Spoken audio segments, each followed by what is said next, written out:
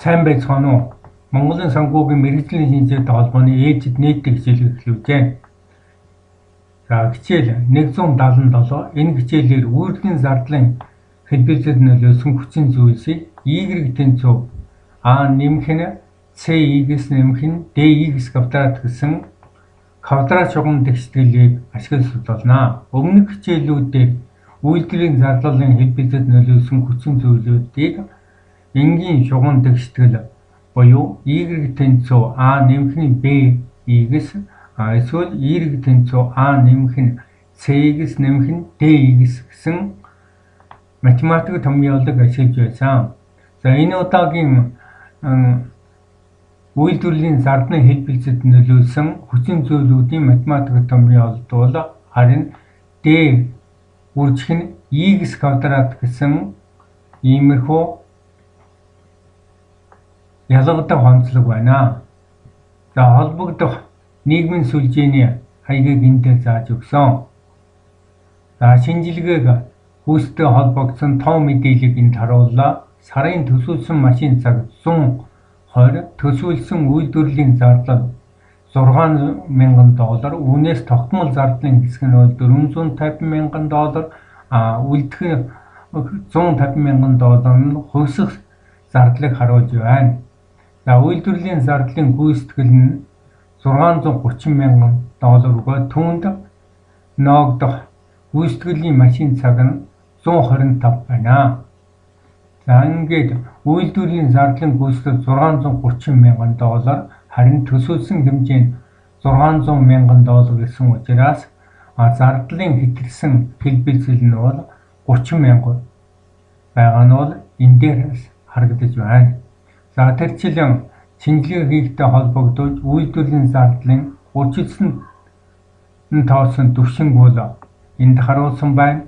За энэ нь бол 5,000. За үүний 3,750 нь бол тогтмол зардлын түвшинг илэрхийлж байна. За үлдэх хувьсах хэсэгт ноогдох хэсэг нь бол 1,250 байна.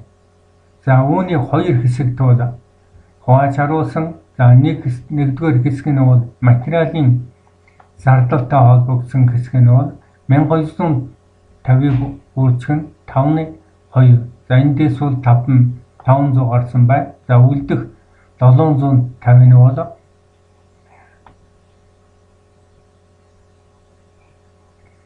холимог зардал болон хөдөлмөрийн зардалтай холбоотой болно. За энэ бол материал биш, харин хөдөлмөрийн зардал юм аа. За хувиргалтын зардал гэдэг нь бол материалыг бэлэн бүтээгдэхүүн болгон хувирахтай холбогдсон зардлыг бол хэлж байгаа юм аа. За энд өгөгдсөн том мэдээллүүдийг хүснэгтлэн харуулж за үйлдвэрлэлийн зардлын хэлбэлзэлд нөлөөлсөн хүчин зүйл тус бүрийн нөлөөлийн тун утгыг бол тодорхойллоо.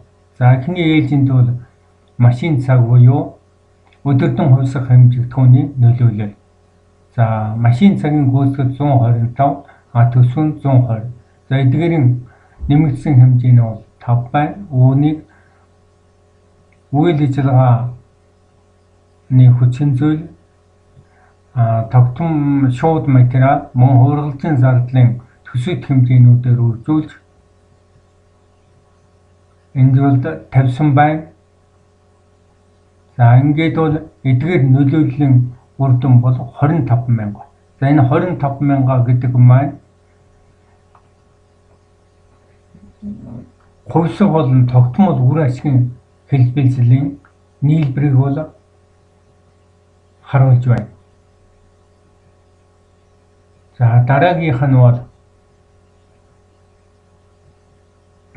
тогтмол хэсгийн түвшин буюу нормын нөлөөллийг бол харуулж байна. За энэ дээр бол гүйцэтгэлээр 3,600, төсөв нь 3,750. За энэ дээр бол үйлдвэрлэлийн зардлын тогтмол хэсгийн түвшингийн нөлөөлөл бол зардлын хэл бэлзэлд бол эергээр нөлөөлсөн буюу зардлыг бол хэмнэсэн байна. За үүнийг бол бид ашиглагдаагүй хүчтэлийн хэл бэлзэл гэж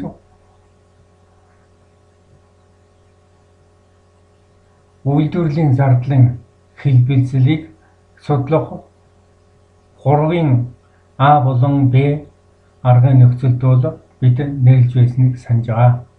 За дараагийнх нь бол шууд материалын зардлын нөлөөлөл бол энд тооцоологдсон байна. За энэ бол нэмэг тэмдэгтэй 9500 мөн хувиргалтын зардлын нөлөөлөл бол энэ дөрвөд тэмдэглэгдсэн 14250.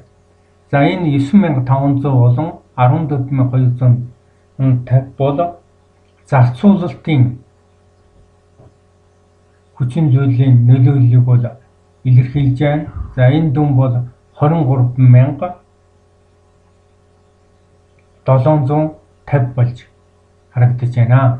За ингээд дөрвөн хүчин зүйлийнхээ нөлөөллийг нэгтгэн харуулвал айл бүрийн нийлбэр нь бол нэмэх 30,000 байна. За ингээд зардал хэтэрсэн учраас энэ ууд зохисгүй гэсэн